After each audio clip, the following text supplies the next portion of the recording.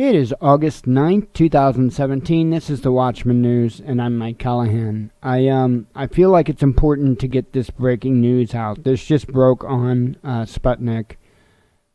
This rhetoric has been ratcheting up now for some time between the United States and North Korea. Like I've said many times on our nightly show, this is not the normal banter that goes back and forth. Folks, this is going to happen. I'm not necessarily saying what I'm going to report on right now is certainly going to happen, but this conflict is certainly going to happen. There is no backing down from this. There's not. I wonder about the things that we don't know. That's the questions I'm asking, the things that we don't know. I certainly don't expect a sovereign country to back down and hand their country over, right?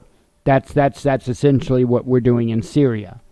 So I don't see North Korea or Iran as being anything different. I really don't.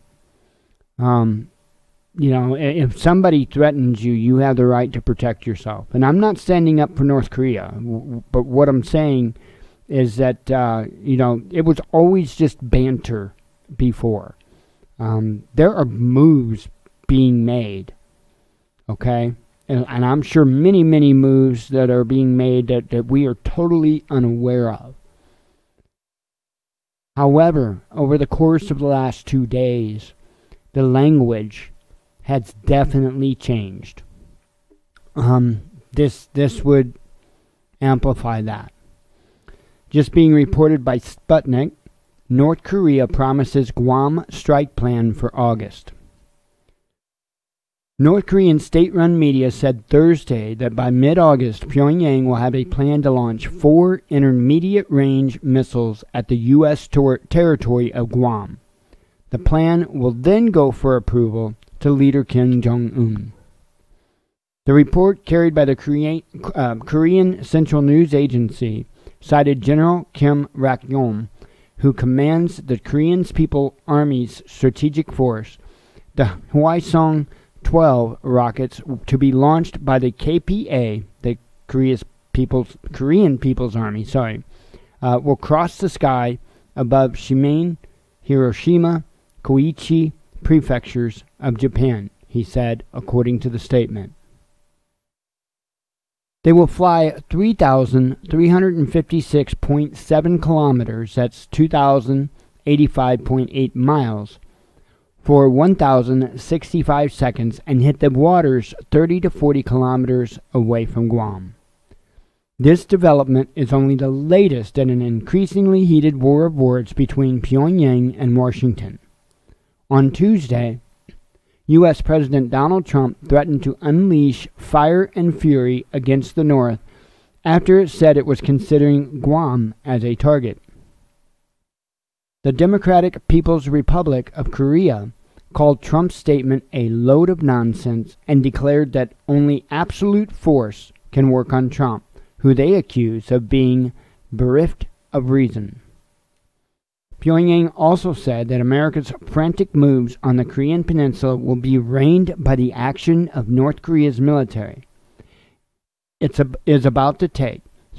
statement described North Korea's plans for Guam as including historic enveloping fire and said it will keep closely watching the speech and behavior of the U.S.